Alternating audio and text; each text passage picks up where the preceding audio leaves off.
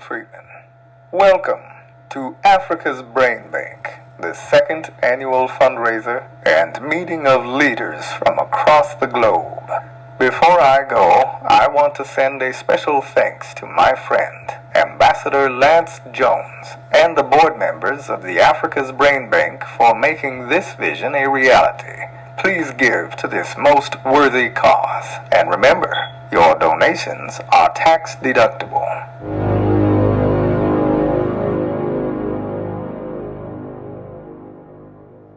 Ladies and gentlemen, it gives me a great honor and certainly a distinct pleasure to introduce a friend.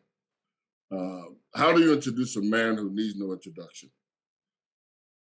Mr. Michael B. Roberts is a man of vision, a futurist, excellent businessman, and I think that this clip speaks volumes about the measure of the man.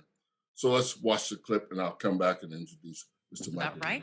You know, they've made billions and broke barriers. Today in our special series, Black in America, Ed Lavandera introduces us to two brothers who have built an empire literally from the ground up, and they never forgot where they came from. You know you've arrived in the business world when your office can look like this. Yeah, this is all my stuff. Michael and Stephen Roberts launched their business empire from a historically black neighborhood in North St. Louis. They estimate their company, which holds everything from hotels to TV stations, to be worth almost $1 billion. So someone watching this who says, you know, that's really easy for these guys to say. They've got millions and millions of dollars. They can go out and buy whatever they want. I have 2 quarters to rub together. What do you tell that person? That we also had 2 quarters to rub together.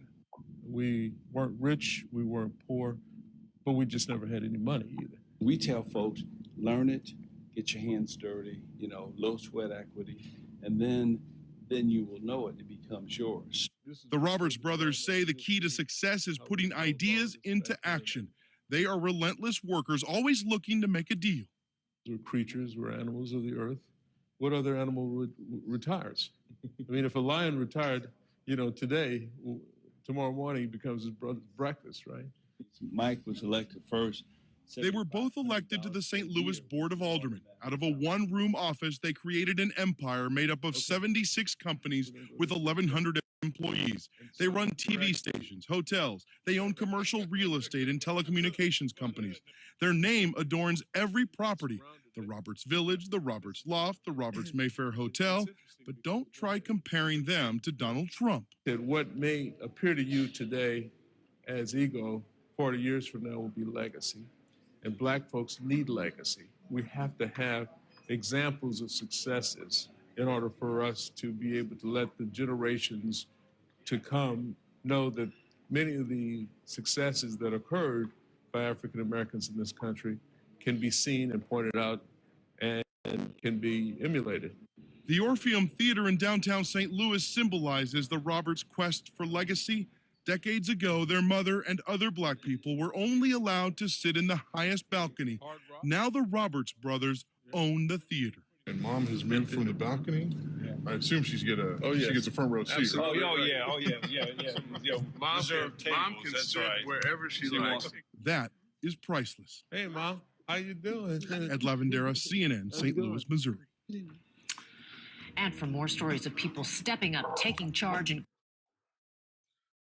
Ladies and gentlemen, brothers and sisters, it gives me great pleasure to introduce to some and present to others my friend, Mr. Michael B. Roberts, on this coast, and in Africa and around the world, also known as Nene Afrofi, if I said that correctly, Ocansey.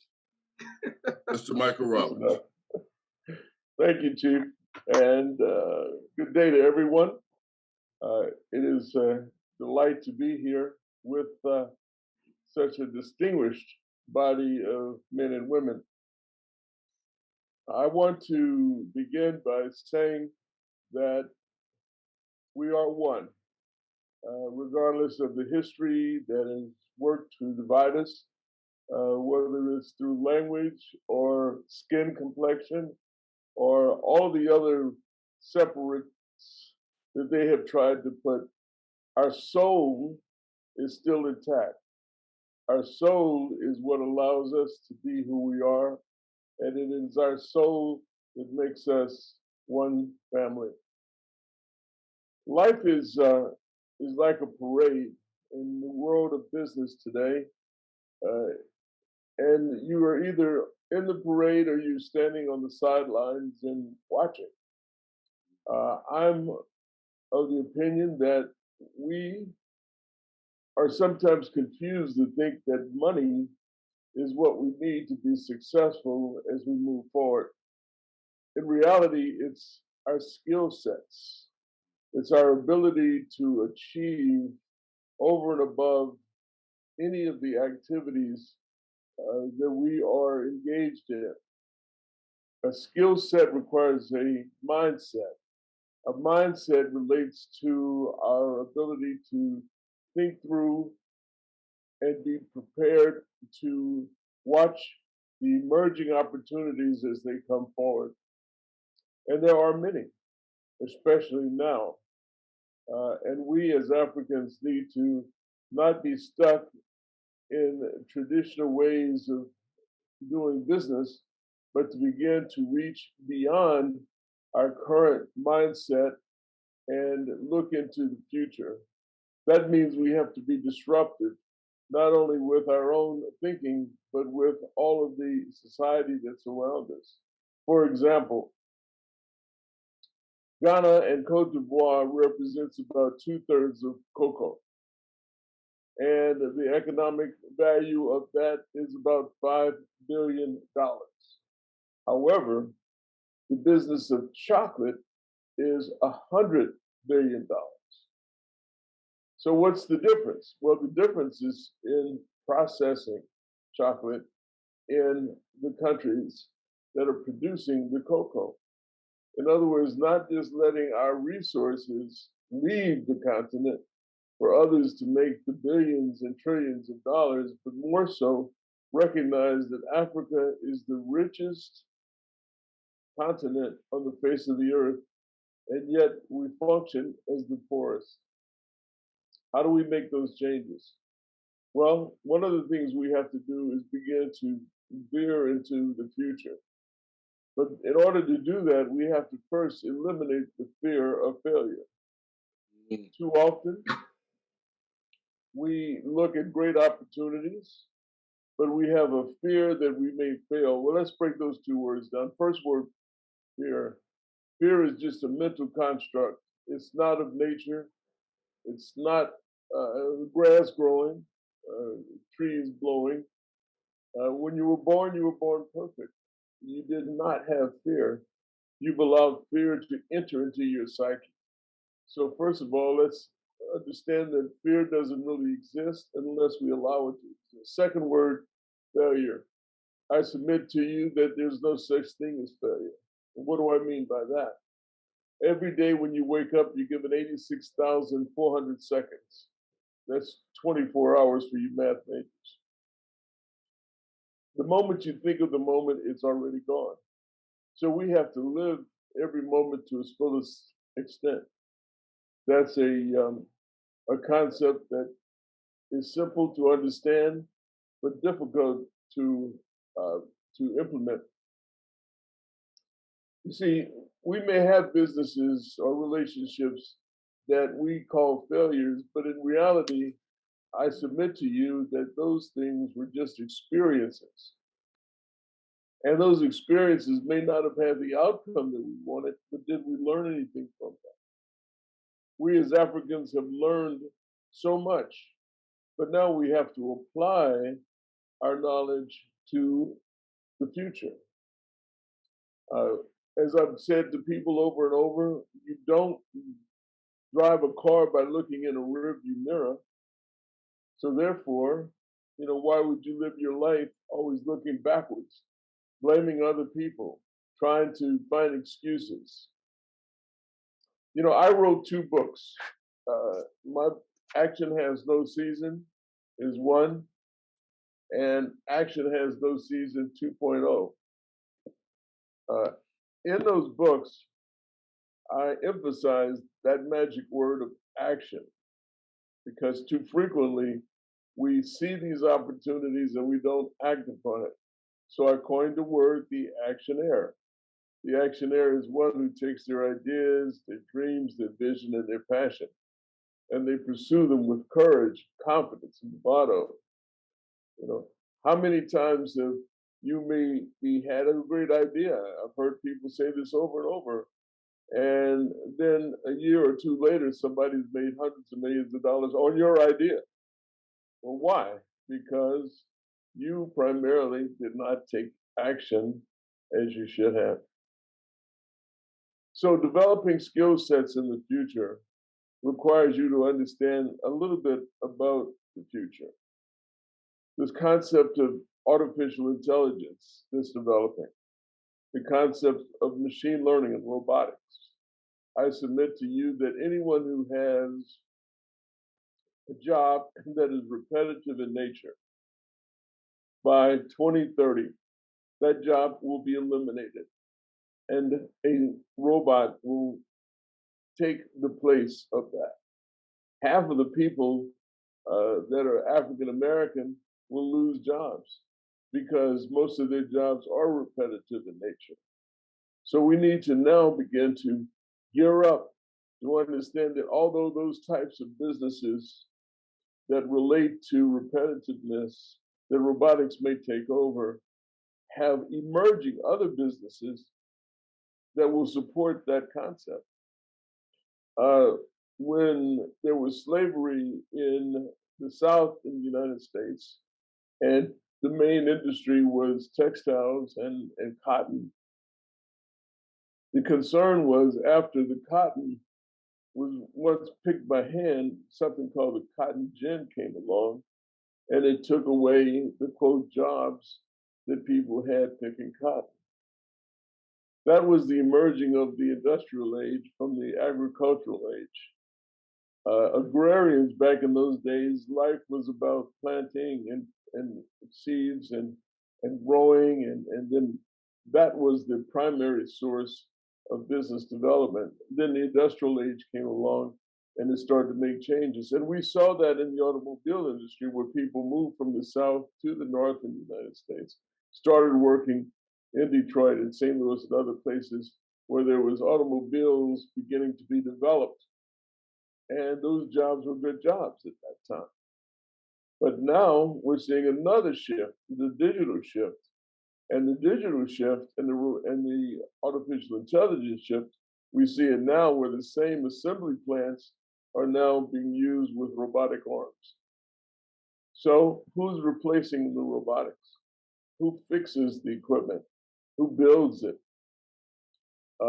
There will be so many industries that will emerge as a result of this. And a lot of the considerations that will change will be the form of currency that we use. For example, cryptocurrency, commonly called the Bitcoin, is something that is going to be used and is being used now globally. So it allows us to do business in Ghana or Singapore or the United States using the same standards, and it'll be peer-to-peer, meaning one person to the next person, with the concept of blockchain, which provides us with the economic understanding or the data understanding of what you're buying. If I wanted to buy something in Sierra Leone and there's a blockchain database, I can look at who the owner is, who the owners were, what's been developed on that property. And then whoever the owner is, I can then speak to that owner, purchase that through cryptocurrencies. They will accept the cryptocurrencies through their wallet, which is really in their phone. And as a result of that exchange, I will take the ownership and then my name goes into that blockchain database. Well, as simple as that sounds, it will be simple, but we have to understand it. So when I discuss the concept of skills and skill sets, and I hope that's part of the theme, as one of the chairmen of this conference, I want to thank the chief for allowing me to have, a moment to speak about these futuristic business opportunities. Because unless we address those now, we're going to be behind as they continue to hit, and they are hitting. I mean, we're seeing changes every day, most of which most of us don't really understand what's taking place around us, but it's happening. And the so-called global economy is real. And Africa, again, is the richest continent on the face of the earth. So we have to be more involved in creating production capabilities and not just leaving it as a agricultural basis for which the country survives. We want that to take place, but we have to understand that when you have, for example, electric cars and the emergence of electric cars requires silver as a component of the manufacturing piece of a car. And by 2035, we may see only electric cars. And some of those cars may be autonomous, meaning there will be no drivers or driverless vehicles. Now, what does a driverless vehicle do? Well, it eliminates Uber drivers, it eliminates truck drivers, it eliminates, in my opinion, any type of person who uses it. You see, in the future, with nanochips being able to be ingested into your body to evaluate your health and who you are, these nanochips will be able to help you determine who you are and what you are in terms of health. And then 3D printing is beginning to create, actually build human organs. Now, the human organ is what generally kills people. One of their organs goes bad. Well, what if that could be replaced? And then we extend our lifespan. And as we extend our lifespan, where are the business opportunities? How are people going to be spending money in the future? I've just given you a list of items. People are going to be spending money with electric cars, but there are going to be people who need to build these electric cars. The reason I bring up silver is because silver and gold still is very prominent in Africa.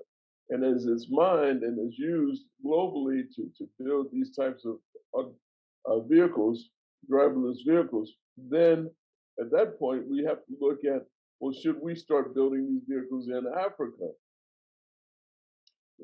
We'll have the largest and most prominent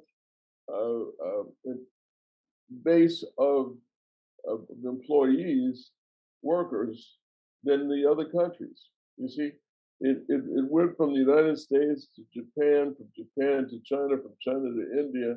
It's on its way across to Africa. So we have to build our skill sets. We have to bring in those who understand that if the African Union is going to be effective, then the African Union has to recognize that those of us in the diaspora needs to be at the same table. We should work together and then build the 54 countries along with the Caribbean and North and South America and recognize that we are every place. And therefore we all have a sense of connection back to Africa. So what we must do is find systems by which people can reach back and be able to make their contributions. And I think the African Union is one of the probably most natural and logical places to take place. And it doesn't need to be just political. It needs to have a mindset of building itself through the economics of the future. So I know my time is somewhat limited, and I want to continue to share this concept of futurism, the importance of building a skill set. I want everyone to become actionaires. I want you to eliminate the fear of failure. I want you to recognize that you have dreams, you have visions, you have passion, and you have to pursue them and not let anybody turn you around. Take it on. What do you have to lose? You know, a lot of people said to me when I was building, my over 100 companies, and my daddy worked at the post office for 39 years. As I tell people all the time, we weren't rich, we weren't poor, we just never had any money. And I'm sure that there are a few people who are like that in the audience today. But I also take the position that rich people scream, but wealthy people whisper. So we don't have to brag about it. You don't have to say, oh, well, I never heard of Mike Roberts. I don't think that's important because I whisper. And I want most of us to recognize the value of being able to be self-confident, recognize that we have behind us the richest, strongest DNA of any human on the face of the earth. Why do I say that? Because where is the oldest human? Where was the fossils of the oldest human found? In Africa. So we know the origin of man is Africa.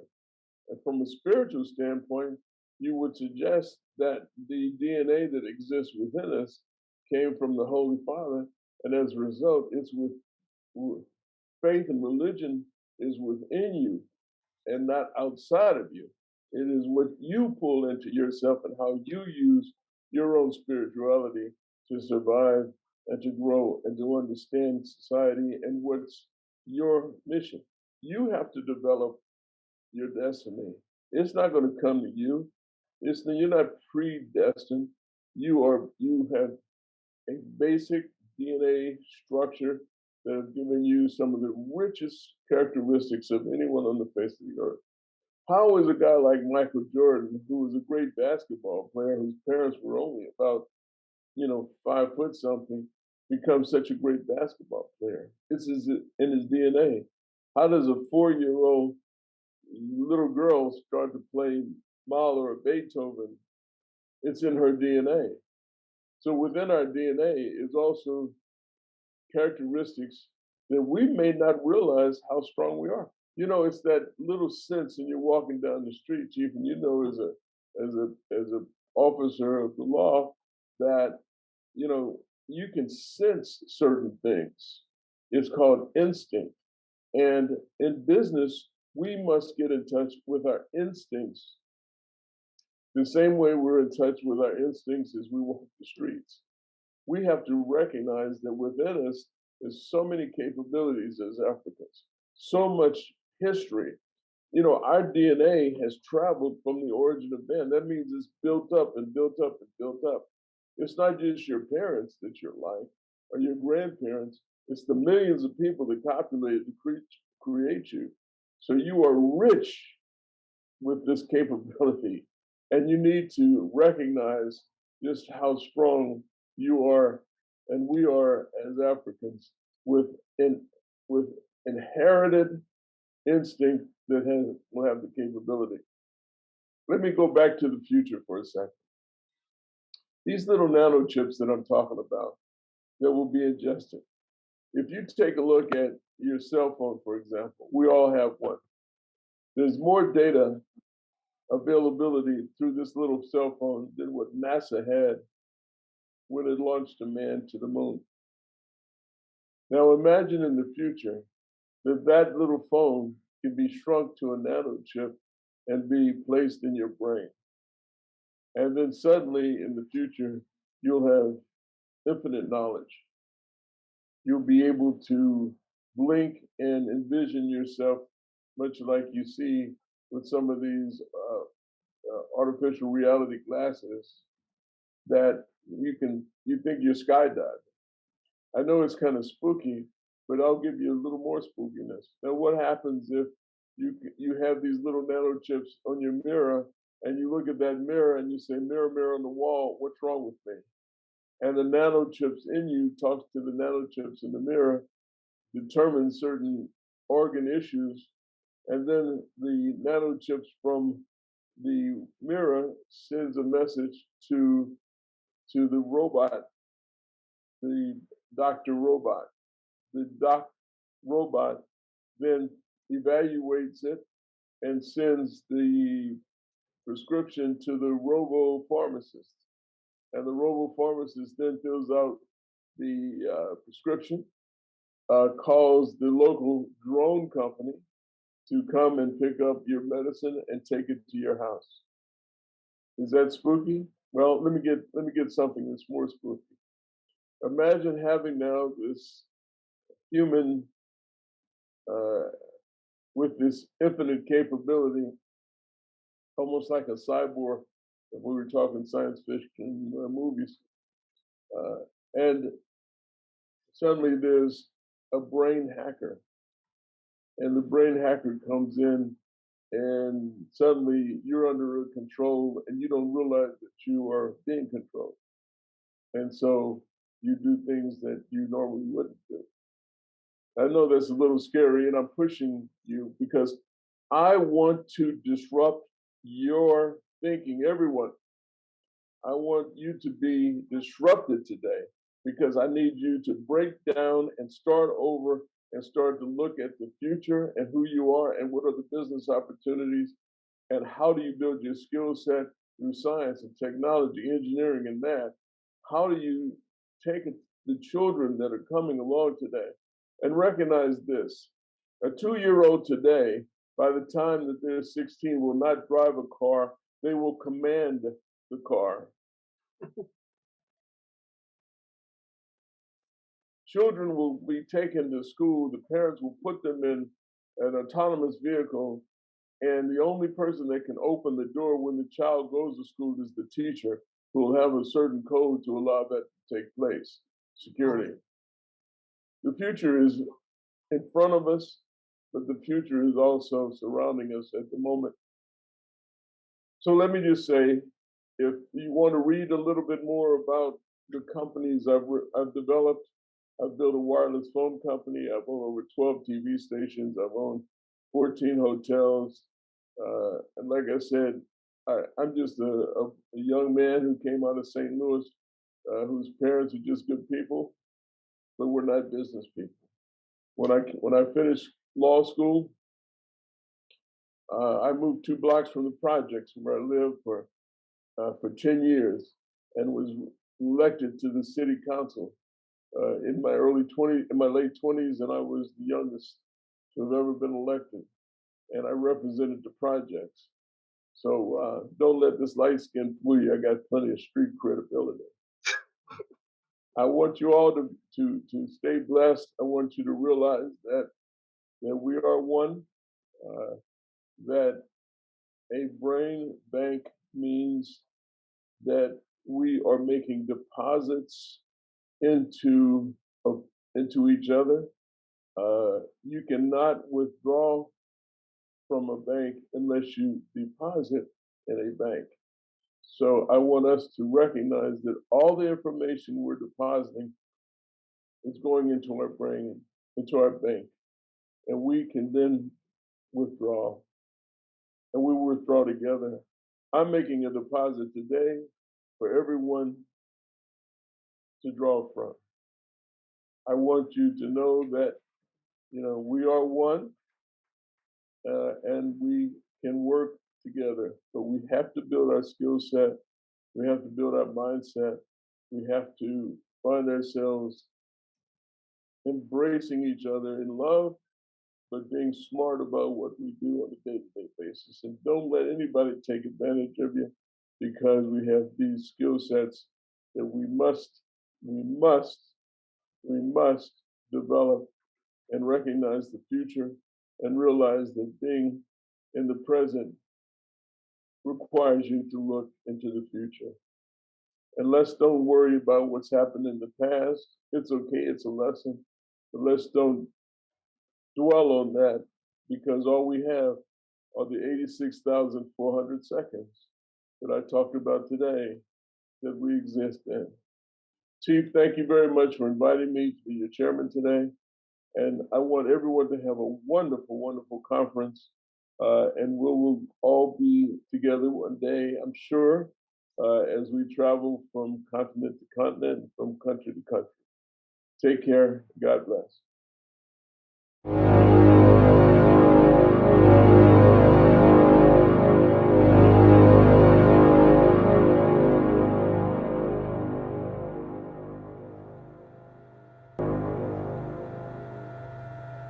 Hi, I'm Morgan Freeman. Welcome to Africa's Brain Bank, the second annual fundraiser and meeting of leaders from across the globe. Before I go, I want to send a special thanks to my friend, Ambassador Lance Jones, and the board members of the Africa's Brain Bank for making this vision a reality. Please give to this most worthy cause, and remember, Your donations are tax deductible.